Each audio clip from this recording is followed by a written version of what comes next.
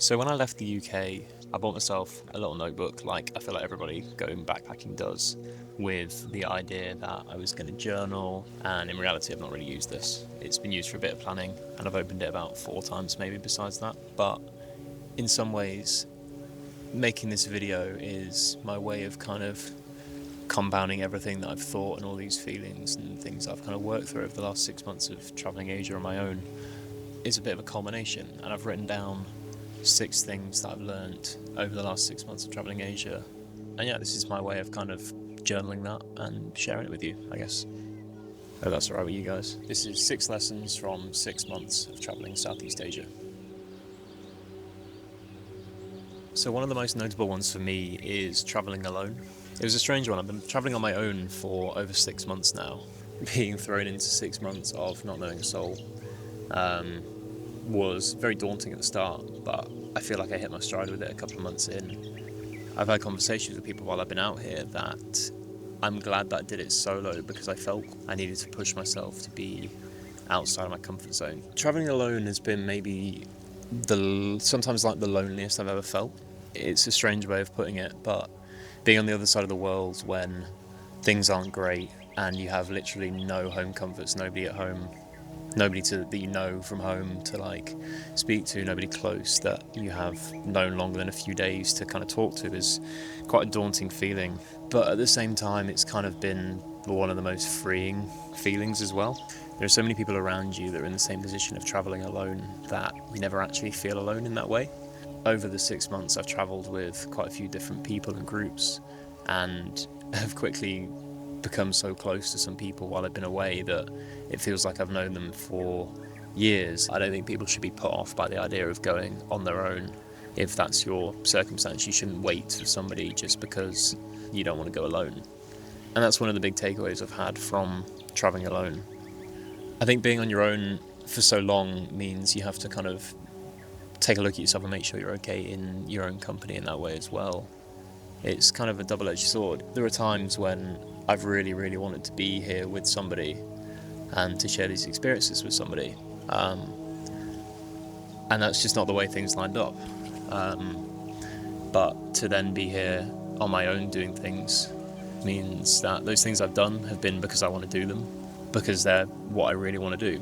So many people out here are in the exact same position. They're travelling on their own and are just keen to hang out with people and have conversations and go and do things. So 9 times out of 10 you can go and chat to somebody and they can be a really nice person and you'll just hang out, and that's that. You haven't got to worry about being on your own and that kind of thing. Creativity. This is a fun one.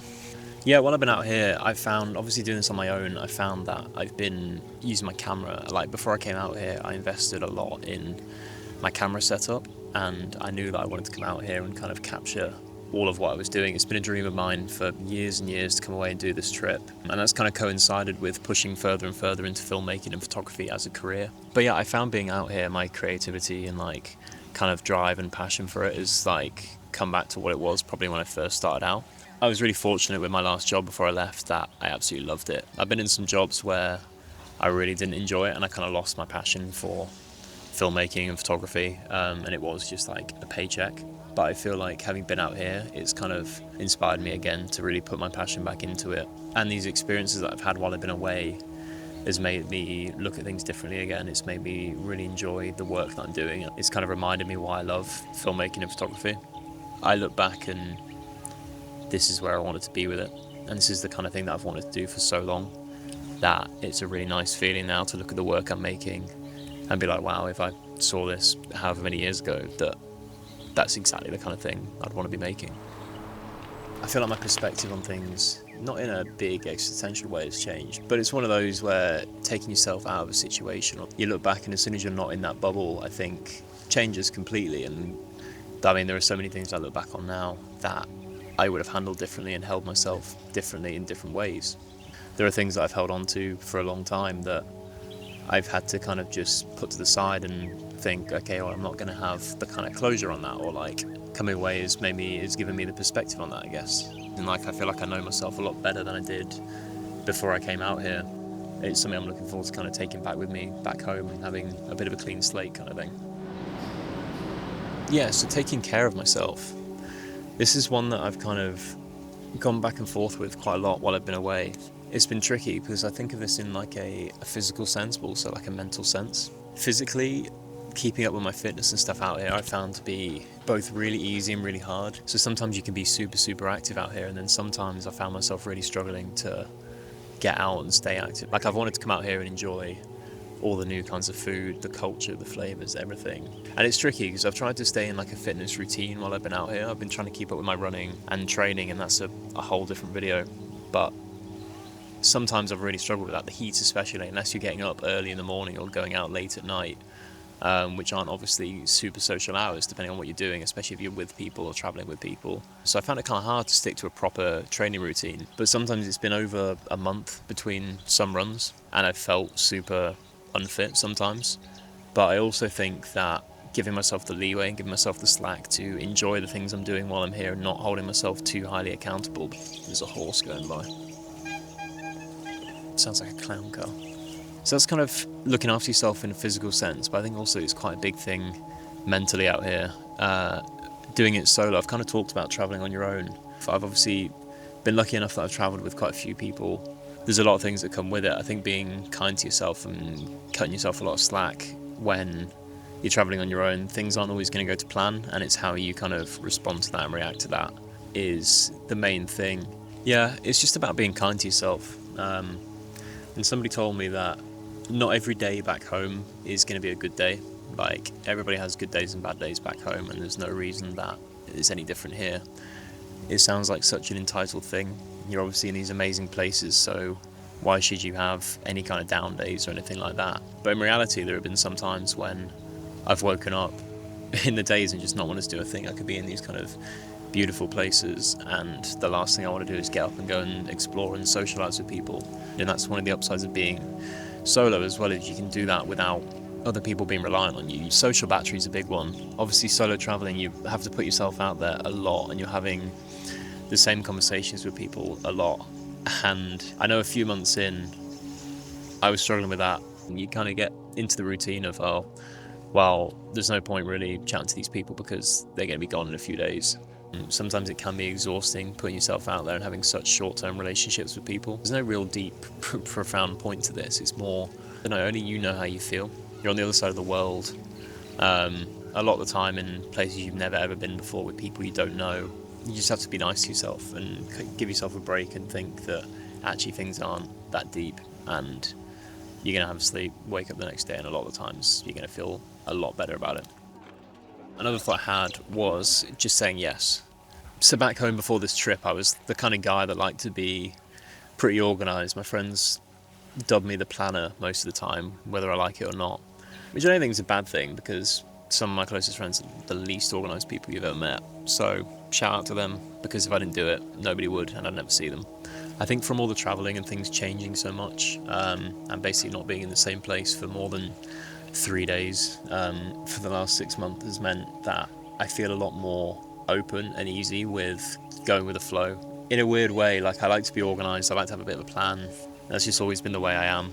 But it's been like a bit of a different story out here, and I've kind of made it a bit of a goal to kind of just say yes to things. I think it comes from just kind of stepping outside of my comfort zone. I've been really trying to push myself in that way of doing things that maybe I wouldn't do back home. I've met so many people and done so many random little experiences just by saying yes. And I was talking to somebody about it recently, and it's a strange one, because when you're traveling, you kind of relate these experiences you have to the people you're there with. And I've rambled about this before, and I've never really been able to put it in a profound way.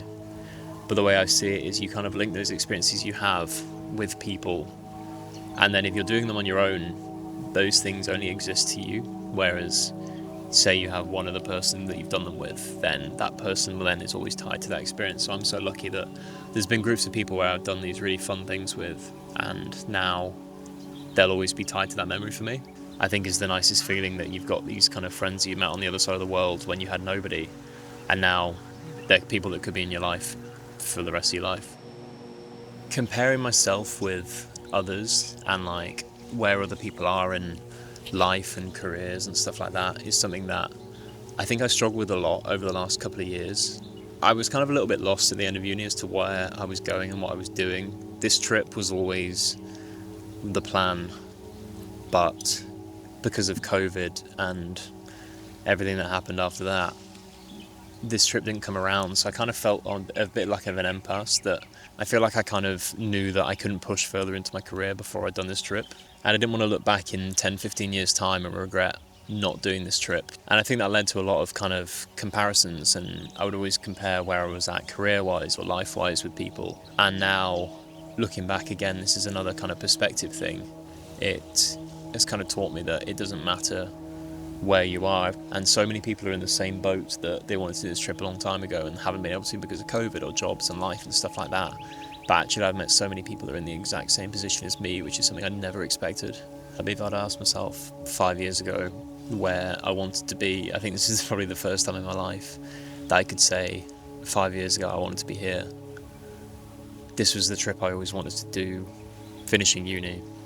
And it's crazy that it's finally happened. It's been a long road to coming away on this trip and doing these things. And I've kind of let go of the comparisons with comparing where I am in my career and life. It's a really nice feeling to be like, okay, you've done that. You've ticked off that goal. What's the next thing?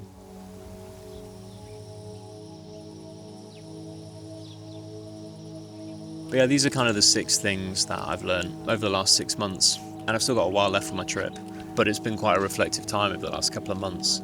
It's been such an incredible experience, and I feel super lucky to be able to have come out here and finally do this trip. There's a really nice sunset going on over there at the minute, which is what I keep getting distracted by. Hopefully this has made some sense, and this is my way of kind of journaling in a way.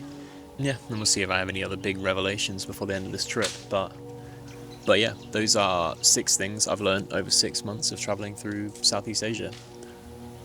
Can I call it Southeast Asia? I think it's more. 6 things I've learned over 6 months in Asia. Sounds a bit snappier. We'll go with that. But yeah, thank you for watching.